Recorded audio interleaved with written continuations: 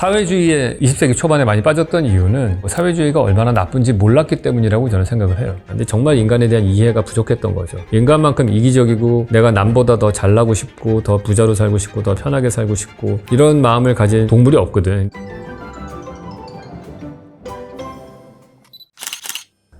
네, 안녕하세요 왓슨 여러분. 오랜만에 밀려있는 Q&A를 좀 해보려고 합니다. 모듈러 시공에 대해 나오던데 모듈러 시공 한번 다뤄주시면 안 되나요? 경제적으로 비용 절감에 도움이 된다는데 어떤 분 얘기 보니까 시공하면 배선이나 배관 보수가 어렵다는 얘기가 있어서 궁금합니다. 제가 볼 때는 배선이나 배관 관리가 쉽게끔 시스템을 개발을 하면 될 것 같아요.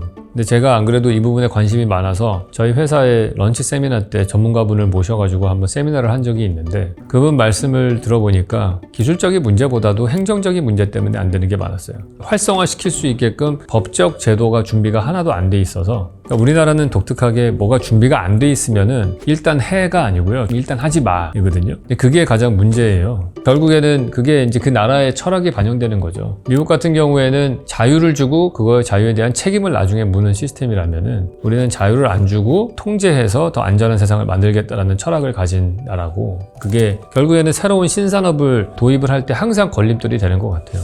역사적으로 우리가 사실은 먹고 사는 게 반도체하고 자동차로 먹고 살잖아요. 그게 가능했던 거가 언제입니까? 70년대에 다 시작한 거예요. 70년대 그 당시에 정부에서 적극적으로 자동차 산업을 정주영 씨가 하겠다고 하니까 밀어주고 이병철 씨가 반도체 하겠다고 하니까 밀어줘서 두 회장님이 이끌어고 정부가 그거를 발목을 안 잡았기 때문에 가는 거지. 지금은 거꾸로죠. 우리가 로봇 산업을 한다거나 무슨 산업을 한다고 하더라도 아마 정부가 법부터 일단 만들고 하자 이렇게 시작을 할 거예요. 그러니까 많은 부분이 우리가 몸집이 커지고 시스템이 너무 많아진 거죠. 안전장치들이 너무 많아졌기 때문에 이제 그게 딜레마가 되는 것 같아요. 요번에 테슬라에서 만들었잖아요. 그거 보시면은 아니 이걸 왜 아직까지 공장에서 안 만들었지 하는 생각이 드실 거예요. 가격이 엄청나게 떨어지거든요. 루비통 여행 가방 하나 큰 거가 6,500만 원이거든요. 큰 거 하나가. 6,500만 원이면 K9 자동차 값이에요, 여러분. 그 왜 그러겠어요? K9이 재료값이 훨씬 비싸잖아요. 쇠도 들어가고 엄청난 금속 가공과 유리와 말도 안 되게 복잡한 공정이 들어가는데도 가격이 똑같아요.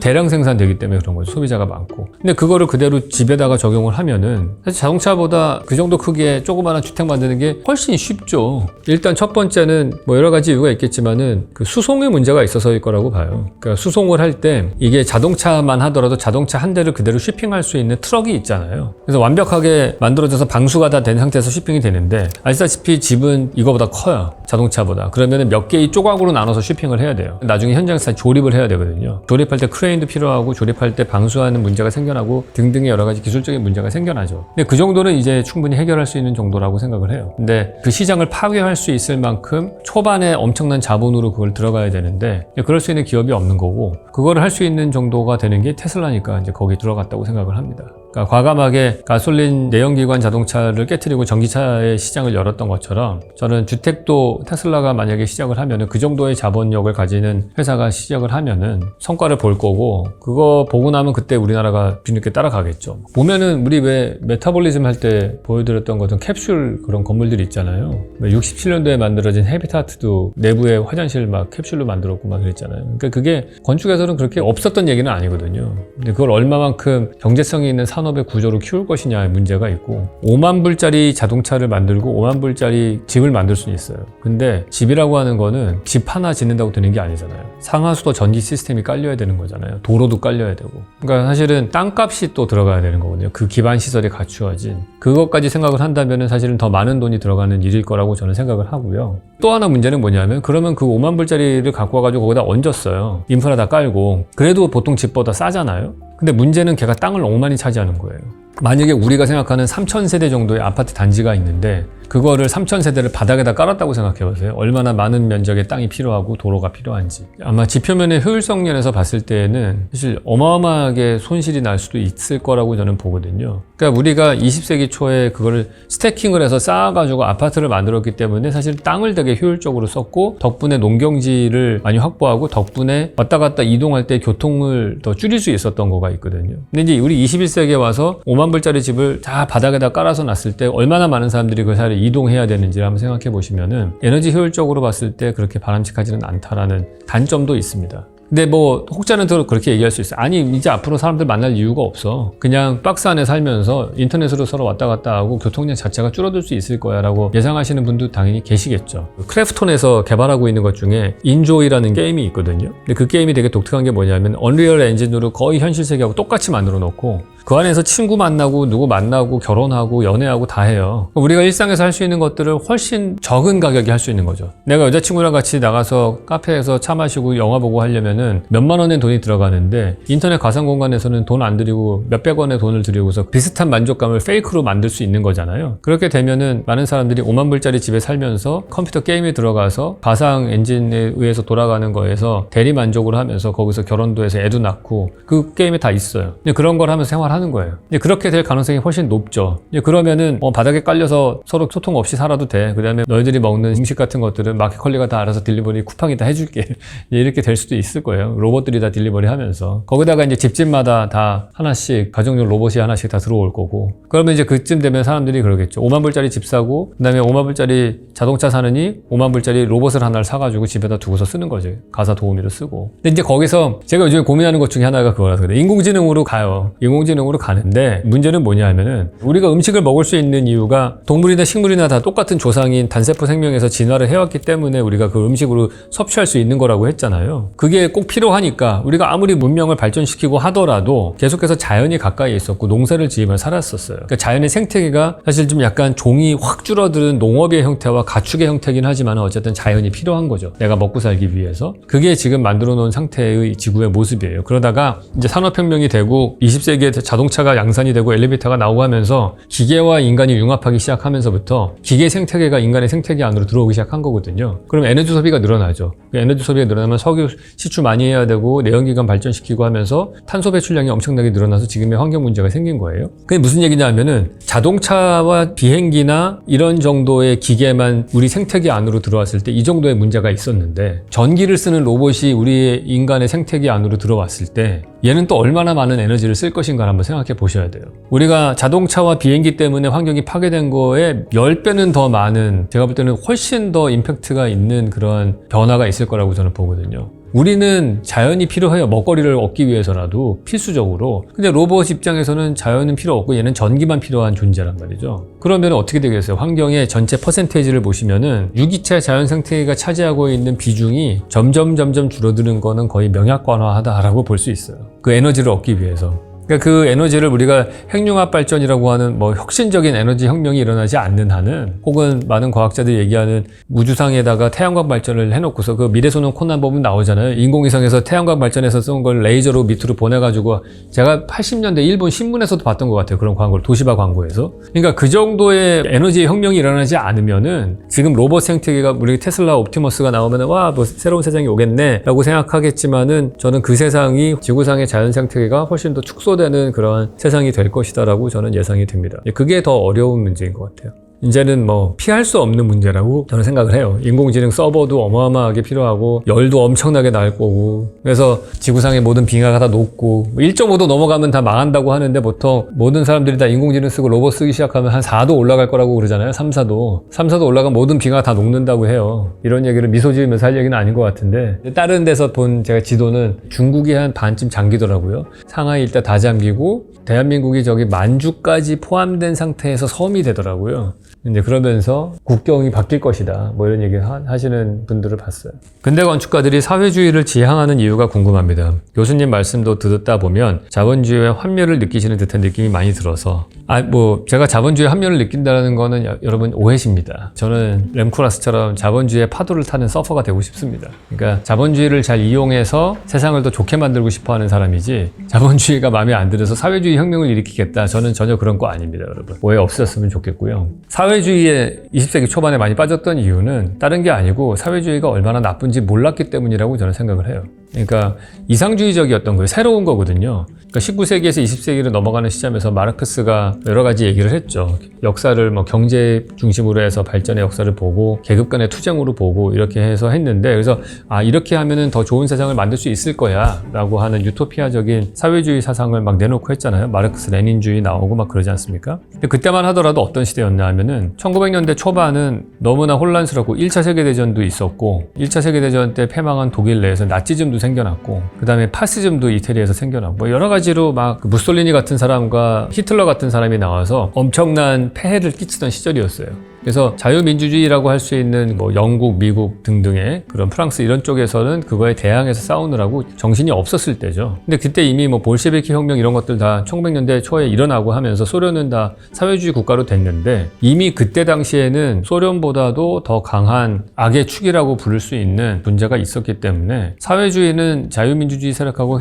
협업을 해야 되는 상황이었잖아요. 사실은 그때 당시에도 그렇게 큰 저항감은 없었던 것 같아요. 지식인들 사이에서 특히나 많이 이건 새롭고 진보적인 사고방식이기 때문에 도시화가 되고 라이프 스타일이 엄청나게 바뀌었는데 국가에 대한 의미도 많이 바뀌어나가고 할 때 사회주의라는 거를 적용을 해야 되지 않을까. 왜냐면 말씀하신 대로 자본주의의 폐해가 너무 극심했고 그 앞에 그 산업혁명이 급격하게 되면서 여러 가지 노동자 계층들이 보호받지 못하고 하는 게 있으니까 이제 선량한 생각을 가진 지식인들 중심으로 해서 그건 좀 너무한 것 같고 이러한 방향으로 가는 게 좋을 것 같다라고 해서 사회주의가 실험적으로 그런 시스템이었고 그걸 많은 사람들이 받아들였던 것 같아요. 특히나 많은 집을 대량으로 지어야 되는 숙제가 있었던 건축가들에게는 되게 사회주의 이념이라고 하는 것들이 새로운 솔루션이 될 수 있겠구나라고 많이 생각을 했던 것 같고 노동자를 위한 대량 생산된 아파트를 짓는다는 개념 자체가 어쨌든 자본주의적인 사고는 아니잖아요. 사회주의적인 생각이고 그래서 그 결이 좀 약간 비슷한 것들이 많았던 것 같아요. 우리 브루탈리즘 설명할 때에도 나왔던 자전거의 대량 생산에서 아이디어를 얻어서 의자를 만든다든지 그래서 더 많은 사람들이 혜택이 돌아가는 그런 얘기를 하더라고요. 자동차가 왜 위대하냐 하면은 자동차는 대량 생산이 되면서 코스트가 뚝 떨어졌거든요. 일반적으로 많은 사람들이 과거에 르네상스 때 장인들이 엄청난 공예품들을 만들었지만은 그 공예품을 만드는 사람은 그 공예품을 소비할 수 없는 사람들이었어요. 근데 자동차는 자동차를 만드는 노동자들이 그 자동차를 살 수 있었어요. 그래서 그 포드 자동차의 T1이 대단한 거거든요. 근데 그런 사회가 막 만들어지는 때였잖아요. 그러니까 대량으로 만들어지는 도시 노동자 계층이 생겨나고 그거를 해결할 수 있는 방법이 사회주의가 좋은 실험이 되지 않을까라고 진보적인 지식인들이 그렇게 느꼈던 것 같아요. 근데 그거는 1950년대 이후에 증명이 됐다고 봅니다. 그러니까 50년대 이후에는 미소 냉전의 시대잖아요. 그리고 스탈린이라는 사람이 사회주의 시스템이라고 하는 거가 강력하게 중앙 집권적인 힘을 가지는 시스템이죠. 경제도 그렇고 정치도 그렇고 그게 얼마나 독재자를 양산할 수 있는 시스템인가. 우리가 모든 사람들을 위하는 시스템이라고 하는 거가 궁극에는 한 사람의 독재자를 만들기에 되게 적합한 시스템이었다라는 거를 이제 7, 80년대를 거치면서 이제 알게 되는 거죠. 북한의 이름이 공식 명칭이 조선민주주의 인민공화국이에요. 누가 그 얘기 하더라고요. 야, 어떻게 거기 민주주의가 들어가고 어떻게 인민이 들어가고 공화국이 들어가냐 그랬더니 원래 그런 거 없는 놈들이 제목에 그런 걸 넣는다고 그러더라고요. 맞는 말이죠. 사회주의를 표방했던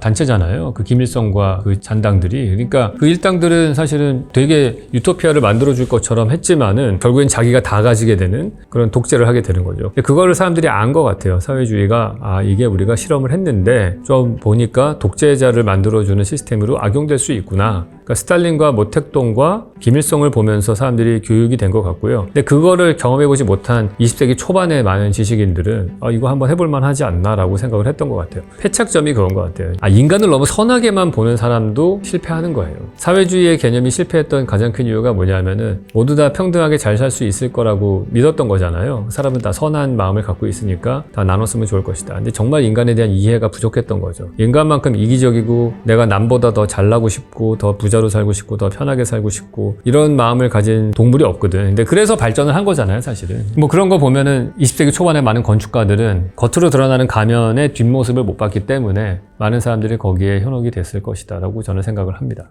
블루칼라의 노령화, 그게 이제 청년들의 건설 현장 기피 현상으로 이어지고요. 외국인의 질이 낮은 시공, 언어 문제 포함, 기존 기술자들의 임금 체불, 4대 보험 제외, 산재 처리 불가, 기술자와 고객의 직접적인 계약이 아닌 하청의 하청 등 기술자에게 지불될 돈을 영업으로 인한 수수료 명목으로 갈취하는 것, 또 60에서 90년대의 빨리빨리 문화가 아직도 존재하고 있다는 점, 앞으로 나아가야 하는 대한민국 건축 문화, 시스템 보완 등을 얘기해 주시면 좋겠어요. 이거는 뭐 이거는 총체적인 난국이기 때문에 제가 이거를 해결하면 아마 정말 역사상 가장 훌륭한 대통령 소리 들을 거예요, 아마. 이게 단순하게 하나의 문제가 아니잖아요. 지금 말씀하신 이 몇 줄의 질문 댓글을 보시면은 진짜 인간의 모든 것들이 다 들어가 있는 것 같거든요. 저도 그런 거 느낄 때 있거든요. 저희가 뼈 빠지게 일해서 설계하고 하는 거, 개고생하는 것보다 저희가 만들어 놓은 거를 저 부자들 전화번호 많이 하시는 세일즈 오피스에서 팔아가지고 받는 프로핏이 훨씬 더 많아요. 제가 볼 때는. 지금 제가 좀 어이가 없어요. 제가 보면 그거 보면은 당연히 그분이 없으면 일이 안 되겠죠. 되게 중요한 역할이에요. 근데 실제로 일하는 사람 입장에서 보면은 아씨 이거 좀 너무한데? 이런 생각이 들 때가 있거든요. 실제로 일을 하시는 분들은 다 이런 마음 느끼실 것 같아요. 예를 들어서 뭐 제품 같은 경우도 마케팅 비용이 90%고 안경이 대표적이라고 전 들었어요. 제작비 엄청나게 적게 들어가고 엄청난 이익이고 그게 이제 마케팅으로 다 들어가고 그러면은 안경테 제작하는 사람들 입장에서 보면은 폭리를 취하는 거다라고 느낄 수도 있겠죠. 근데 또 창의적인 방법으로 마켓을 만들어 나가는 부분도 있잖아요. 그 회사가. 그러니까 그거를 또 도둑놈이라고 욕할 수도 없는 거거든요. 그래서 본인의 입장에서는 항상 다 아쉽다 그렇게 느낄 수는 있을 것 같아요. 근데 지금 이 문제는 특히나 여러 가지 것들, 특히 뭐 블루칼라의 노령화라든지 이런 것들 우리가 더 점점 잘 살게 되면서 생겨나는 어쩔 수 없는 현상이잖아요. 그러니까 예전에 정말 못 살던 시절에 아무 데서나 일하고 농사 짓던 사람들이 건설 현장에서 일하는 거는 쉬워요. 어떻게 보면은 둘 다 땡볕에 일하는 거지만은 건설 현장이 오히려 콘크리트 골조 밑에서 그늘을 피할 수 있으니까 농사 짓는 것보다는 더 편했을 거예요. 근데 지금 90년대, 2000년대를 지나면서 우리는 거의 대부분 다 실내에서 생활하잖아요. 24시간 중에 23시간을. 근데 그거를 밖에 나가서 야외 노동 현장에서 일을 해라. 그거는 제가 볼 때는 이제 선진국의 문턱을 넘었다고 보는 우리나라 입장에서는 웬만한 사람들을 찾기가 어렵겠죠. 이제 그거는 이게 우리가 발전하면서 가질 수밖에 없는 어떤 고질적인 문제가 아닌가 하는 생각도 들어요. 그래서 이거를 내가 생각했던 거는 뭐 실내화 작업의 비율을 높인다라든지 아니면 자동화 시스템을 더 만든다든지 뭐 이런 것들로 해결할 수는 있겠죠. 근데 일부 그러긴 하지만 이 모든 문제들은 사실은 우리가 바뀐 게 제일 크다고 보거든요. 근데 우리가 나쁜 방향으로 바뀐 건 아닌 것 같고 점점 좋은 방향으로 발전을 했기 때문에 이 분야가 더 어려워지는 것 같아요. 이거는 딜레마죠. 이것까지 해결할 수 있다면 뭐 아마 지구온난화도 해결할 수 있을 것 같아요. 제가 볼 때 어려운 문제인 것 같습니다. 카페 건물 안에 있는 계단 중에 계단이 쭉 이어지다가 중간에 1m 정도 평지를 만드는 이유가 무엇인가요? 이게 건축법 때문에 그런 거예요. 그 1m쯤 평지로 되어 있는 거를 계단참이라고 부릅니다. 건축 용어로는. 근데 계단참은 언제 만들어야 되냐면은 층에서 층으로 올라가는 층 간의 높이 차이가 3m가 넘을 때 층고가 낮은 집들이 있죠. 옛날에 지어진 집들. 그런 경우는 한 번에 올라갈 수 있어요. 근데 웬만하면 다 3m가 넘거든요. 오피스 빌딩 같은 경우에는 보통 층고를 4m로 잡아요. 그러니까 당연히 중간에 이 계단참이 들어가야 되는 거예요. 목적은 뭐냐면은 혹시 사람이 구르다가 중간에 한번 서야 되잖아요. 계속 구르면은 위험하니까. 근데 여기 약간 이제 편법이 있는데 그 계단참을 어디에다 두라는 법은 없거든요. 저희 사무실은 이제 중간에 뒀을 때 별로 안 예뻐서 계단참을 반드시 둬야 되면은 그걸 약간 밑으로 내립니다. 저희가 쓰는 수법 중에 하나는 계단이 내려오다가 85cm나 뭐 이 정도쯤에 만들어서 테이블 같은 높이로 연속돼서 만들어지게 하는 경우도 있고 뭐 아니면 더 내려와서 아예 끝에 가가지고 되게 넓게 만들고서 끝나는 경우도 있고 그 1m 계단참을 어떻게 디자인해서 쓸 것이냐에 따라서 사실 계단을 예쁘게 디자인할 수도 있어요. 공간적 여유가 있다면. 그래서 이런 카페 같은 데 있는 1m는 법규상으로 반드시 만들어야 되는 장치다. 그렇게 보시면 됩니다. 스키플로우는 뭐냐면은 층고가 3m가 되면은 단면상으로 보면 여기가 2층이고 3층이면은 계단이 올라가다 중간에 계단참이 있고 그다음에 또 계단이 생기잖아요. 근데 스키플로우는 이 중간쯤에다가 다른 층을 걸어 놓는 거예요. 이게 이제 스킵한다고 하는 거죠. 이렇게 딱 쉬프팅을 시킨 거예요. 반층씩. 그러면 어떤 효과가 생기냐면 어쨌든 계단은 생기잖아요. 그 사이사이로. 그러니까 0.5층씩 엇갈려 있기 때문에 다른 층수의 사람들을 보면서 이렇게 시선이 계속해서 연결되는 그런 효과가 생깁니다. 예전에 저도 주택을 한번 그렇게 만들어 본 적이 있는데 단점은 뭐냐면은 공간이 시각적으로는 되게 연결된 것처럼 보이는데 한 층의 면적이 되게 쪼각나 있는 거잖아요. 쪼각나 있기 때문에 되게 넓게 쓰는 그런 수평의 공간들이 좀 없어지는 문제가 생겨요. 그래서 그런 것들은 땅의 어떤 기울기나 이런 컨디션에 따라서 스키플로우가 적당한 데가 있고 아니면 그렇지 않은 경우들도 있고 그렇습니다. 네, Q&A가 많아서 다음 시간에 이어서 계속 하도록 하겠습니다.